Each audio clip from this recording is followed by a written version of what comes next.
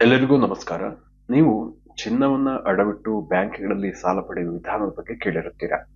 ಆದರೆ reserve bank of ಇಂಡಿಯಾದ ಇತ್ತೀಚಿನ ನಿಯಮಗಳ ಪ್ರಕಾರ ನಿಮ್ಮಲ್ಲಿರುವ ಬೆಳ್ಳಿಯನ್ನು ಕೂಡ ಅಡಮಾನ ಇಟ್ಟು ಸಾಲ ಪಡೆಯಬಹುದು.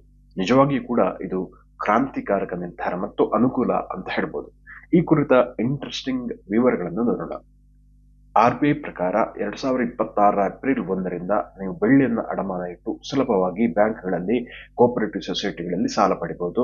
ಕಮರ್ಷಿಯಲ್ ಬ್ಯಾಂಕ್‌ಗಳು, ಕೋಆಪರೇಟಿವ್ ಬ್ಯಾಂಕ್ ಮತ್ತು ಎನ್‌ಬಿಎಫ್‌ಸಿ ಅಥವಾ ನಾನ್ ಬ್ಯಾಂಕಿಂಗ್ ಫೈನಾನ್ಸ್ ಕಂಪನಿಗಳಲ್ಲಿ ಬೆಳ್ಳಿಯ ಆಧಾರದಲ್ಲಿ ಸಾಲವನ್ನ ಪಡೆಯಬಹುದು.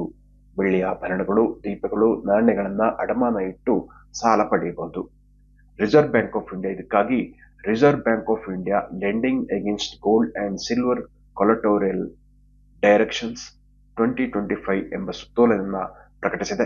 ಇದು 2026 ಏಪ್ರಿಲ್ 1ರಿಂದ ಆರಂಭ ಆಗ್ತಾ ಇತ್ತು. ಸಮಗ್ರ ಮಾರ್ಗದರ್ಶನ ಒಳಗೊಂಡಿದೆ. ಇದರಿಂದ ಬೆಳ್ಳಿಯ ಅಡಮಾನ ಸಾಲವನ್ನ ಸುಲಭವಾಗಿ ಪಡೆಯಬಹುದು. ಸಾಲದ ಮರುಪಾವತಿ ಅವಧಿ 12 ತಿಂಗಳು ಅಂದ್ರೆ 1 ವರ್ಷ ಇರುತ್ತೆ. ಬೆಳ್ಳಿಯ ನಾಣ್ಯಗಳನ್ನು ಅಡಮಾನ ಇಡದಿದ್ರೆ ಒಟ್ಟು ತೂಕ 500 ಗ್ರಾಂ ಇರಬೇಕಾಗುತ್ತೆ. ಲೋನ್ಸ್ ಅಗೇನ್ಸ್ಟ್ ಸಿಲ್ವರ್ ಬಗ್ಗೆ ಸಾಕಷ್ಟು ಮಾಹಿತಿಗಳನ್ನ ನಾವು ತಿಳ್ಕೊಳ್ಬಹುದು. ಇದರಿಂದ ಖಂಡಿತವಾಗಿ ಉಪಯೋಗ ಆಗುತ್ತೆ ಅಂತಾನೆ ಹೇಳ್ಬೋದು. ಯಾಕಂದ್ರೆ ಭಾರತದಲ್ಲಂತೂ ಬೆಳ್ಳಿ ಅತ್ಯಂತ ಸಾಮಾನ್ಯ, ಚಿನ್ನ ಕೂಡ ಸಾಮಾನ್ಯ, ಮನೆ ಮನೆಯಲ್ಲೂ ಇರುತ್ತೆ. ಆದ್ರೆ ಬೆಳ್ಳಿ ಅದಕ್ಕಿಂತ ಹೆಚ್ಚು ಉಪಯೋಗದಲ್ಲಿ ಇರತಕ್ಕಂಥದ್ದು ಮತ್ತು ಬಡವರ ಚಿನ್ನ ಅಂತಾನೆ ಕರೆಯುವಂಥದ್ದು. ಈ ಬೆಳ್ಳಿಯನ್ನ ಐಡಲ್ ಆಗಿ ಮನೆಯಲ್ಲಿ ಇಡುವುದಕ್ಕಿಂತ ಅದನ್ನ ಅಡಮಾನವಿಟ್ಟು ಅಗತ್ಯ ಸಂದರ್ಭಗಳಲ್ಲಿ ಸಾಲವನ್ನ ಪಡೆಯುವುದರ ಮೂಲಕ ಅದರ ಪ್ರಯೋಜನವನ್ನ ಮತ್ತಷ್ಟು ಹೆಚ್ಚಿಸಬಹುದು ಅಂತಾನೆ ಹೇಳ್ಬೋದು. ಚಿನ್ನದ ಆಭರಣಗಳಾಗಿದ್ದರೆ ಗರಿಷ್ಠ 1 ಕೆಜಿಯ ಇದಕ್ಕೆ ಸಾಲ ಸಿಗುತ್ತೆ. ಸಿಲ್ವರ್ ಆರ್ನಮೆಂಟ್ ಅಥವಾ ಬೆಳ್ಳಿಯ ಆಭರಣ ಆದ್ರೆ ಸುಮಾರು 10 ಕೆಜಿ ವರೆಗೆ ಇಡಬಹುದು. ಗೋಲ್ಡ್ ಕಾಯಿನ್ ಆದ್ರೆ 50 ಗ್ರಾಂ, ಸಿಲ್ವರ್ ಕಾಯಿನ್ ಆದ್ರೆ 500 ಗ್ರಾಂ. ಈ ರೀತಿಯ ಒಂದು ನಿಬಂಧನೆಗಳಿದೆ. ಅದೇ ರೀತಿ ಇವುಗಳಿಗೆ ಅಡಮಾನ ಇಟ್ಟರೆ ಎಷ್ಟರವರೆಗೆ ಲೋನ್ ಸಿಗುತ್ತೆ ಅಂದ್ರೆ ಪ್ರಮಾಣದ ಬಗ್ಗೆ ಹೇಳಿದ್ರೆ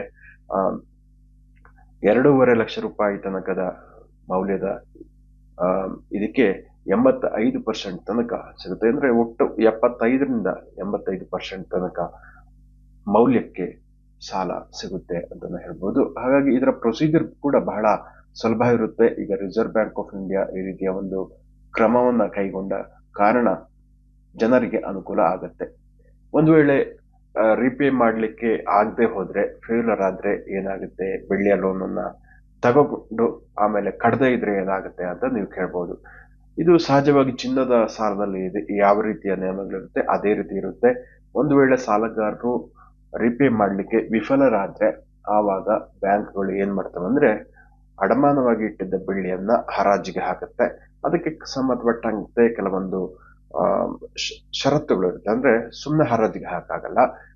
ಯಾರು ಸಾಲಗಾರ ಇರ್ತಾರೆ ಅವರಿಗೆ ಇನ್ಫಾರ್ಮೇಶನ್ ಅನ್ನ, ನೋಟಿಸ್ ಅನ್ನ ಕಳಿಸ್ಬೇಕಾಗತ್ತೆ ಹರಾಜಿಗೆ ಮುನ್ನ.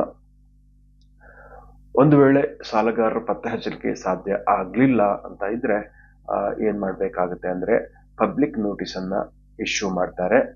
ಅದಕ್ಕೆ 1 ತಿಂಗಳ ಗಡುವನ್ನ ಕೊಡ್ತಾರೆ. ಆ 1 ತಿಂಗಳ ಒಳಗೆ ಸಾಲಗಾರರನ್ನು ಗಮನಿಸಿ ಕಾಂಟ್ಯಾಕ್ಟ್ ಮಾಡಬಹುದು. ಇಲ್ಲದೆ ಹೋದ್ರೆ ಮತ್ತೂ ಕೂಡ ಬಂದಿಲ್ಲ ಅಂದ್ರೆ ಆ ಸಿಲ್ವರ್ ಮತ್ತೆ ಗೋಲ್ಡ್ ಅನ್ನ ಹರಾಜಿಗೆ ಹಾಕ್ತಾರೆ.